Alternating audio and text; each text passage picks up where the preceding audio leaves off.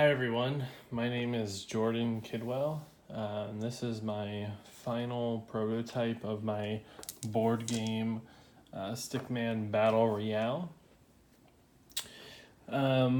So a few kind of big changes I'd made to this game is firstly I added just some nature elements into the game. This is not just only for visual representation, but they also add to the gameplay itself. Players cannot either land on or engage in combat with one another if there are these two land elements in the way. But I'll get more into that later.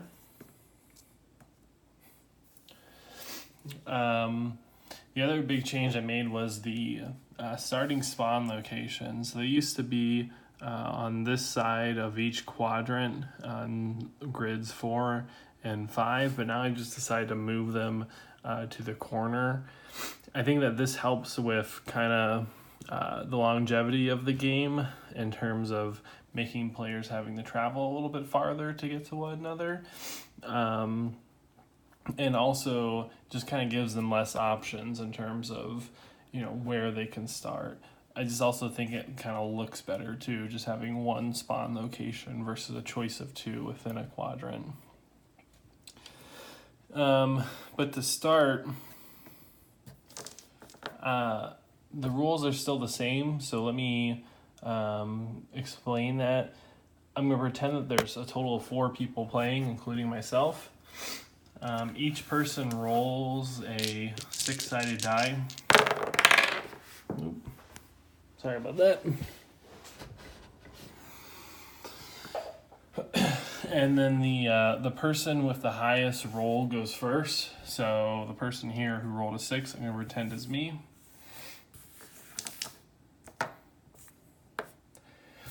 And then it goes in clockwise order. So the person to my left would go next, and the person in front of me after, and the person to my right would be last.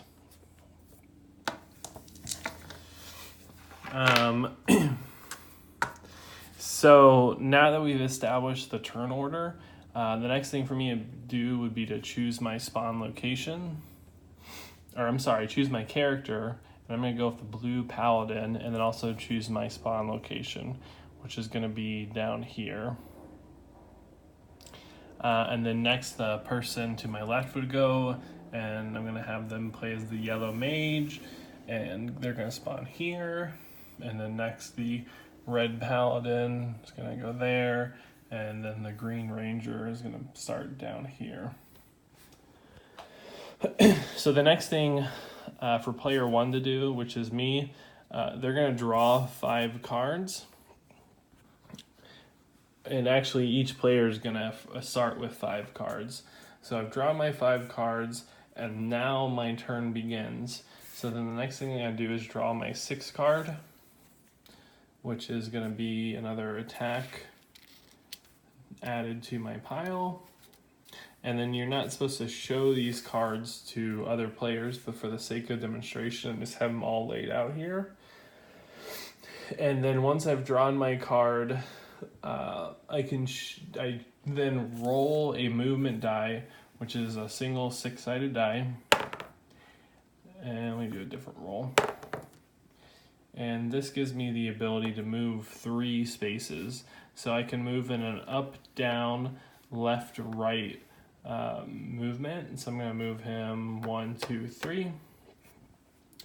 And then if there's any cards I can play, I'm allowed to, although it looks like I don't really need to play any cards at this present time. The next thing I want to go over is just more of the characters themselves and what makes them kind of unique from one another. So each character, they have a unique amount of hit points and attack range and also a special ability.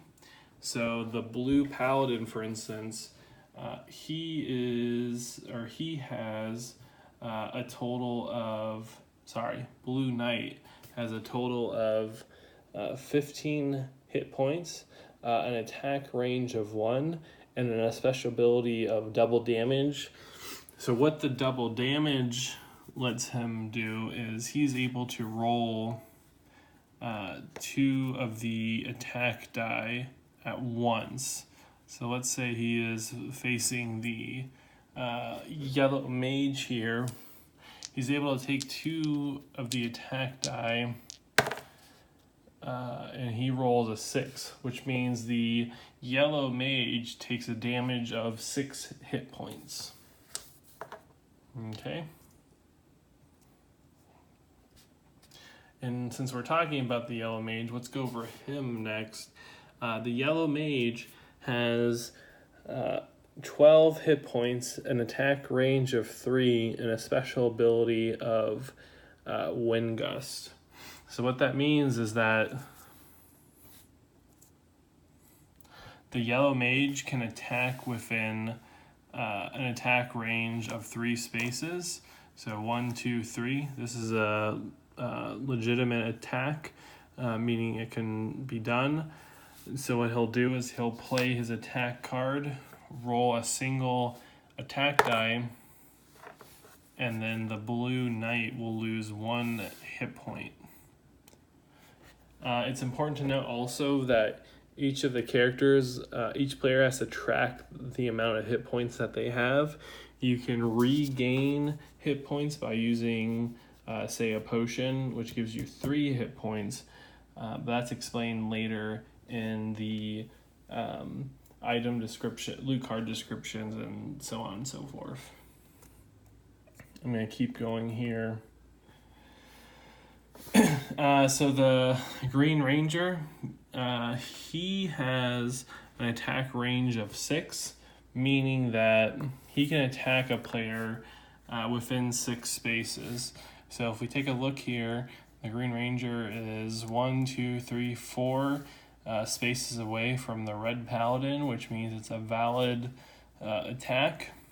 And for all attack moves, the first thing he would have to do is play an attack card, which then goes in the discard pile. He then rolls the dice, and he hits the Red Paladin for 3, meaning the Red Paladin loses 3 health. The Ranger special ability is what's called a Poison Arrow, and all that does is basically lets him roll 2 of the attack die, and he would lose 2 hit points in this case, so it's kind of a low roll. Next, I want to show the Yellow Mage. The Yellow Mage has an attack range of 3 spaces, 12 hit points, and his special ability is a Wind Gust. And what the Wind Gust does is it allows the mage to teleport any player on the map to a spawn location of his choice. So this is advantageous in that he can send the Green Ranger to, this location, and then let's pretend this is where the Blue Knight lives. This would help him in terms of hoping that these two would now attack each other instead of the Blue Knight, which was in his quadrant, attacking him. Lastly, I want to go over the Red Paladin. So the Red Paladin, he has 15 hit points, an attack range of 1, and his special ability is health regeneration. So he's able to maximize his health if he uses his special ability card. So the next thing I want to do is just kind of go over tactics and then also additional item cards. So I mentioned earlier, each character can move freely. There are some caveats with that though. The blue rivers here that intersect, these are what's known as no man's lands, meaning that a player cannot land on any of these spaces. If a player wants to get from one quadrant to another, he has to utilize these bridges. It's also important to note that each player, they can't land on these environmental spaces. So there's a log stump here, and then also some scattered rocks. Players have to move around both of these elements, and they can't land on them. And they also can't attack over them, meaning if you had the mage here and the red paladin here, this would not be a direct line of sight, so the mage could not attack the paladin. That's also to say that you can't attack over the river. So this is another instance where the mage, who has an attack range of 3, can't attack the red paladin because there's a river here. This is allowed. The yellow mage can attack another player over a bridge, so that's an acceptable move. So to go over kind of the more of some changes I made, I've added new kind of loot cards, added more items. So I'm going to go over them here.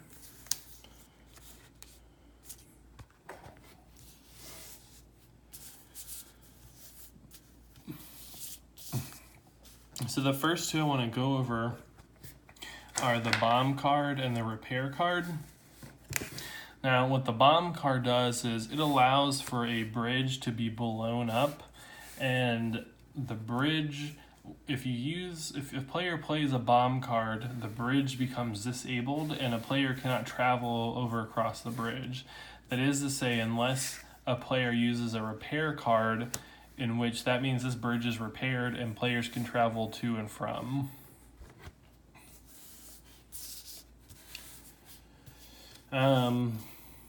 Four more cards I added are Resurrection, Protect, Community Loot, and Plague.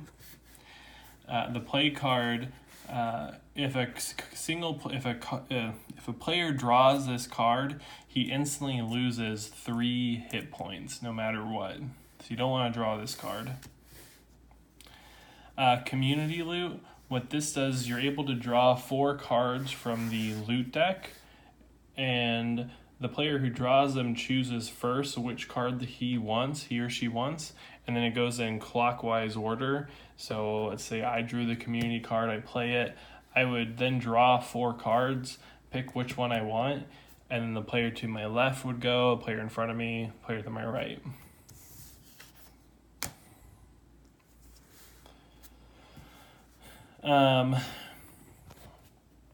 The Protect card, what this does is it adds an extra layer of protection while it's in the hands of a player. So it gives a person +3 attack, or I'm sorry, let me rephrase that. It allows a player to counter roll an attack die. So let's say a player is attacking me and I have this card in my hand. The attacking player rolls 3, I roll a 1. That means that the attacking player only does 2 damage to me. So you take the attacking roll and subtract it by the defense roll. But you have to have this card in your deck in order to do that. Lastly, I've added the Resurrection card. So what the Resurrection card does is if you have this in your hand and you die, this gives you a last attempt to resurrect yourself. So as soon as you die, you play this card, your character is brought back from the dead and is no longer dead and can resume playing. He also regains full health. So that's kind of the basics. I hope you guys enjoy this game. I'm trying to think if there's anything else that I missed, but I think that's basically it. If I didn't say this before, the point of the game is to be the last Stickman playing or alive. So far I've had people play it and it's been a lot of fun. Hope you guys enjoyed this video. Thanks.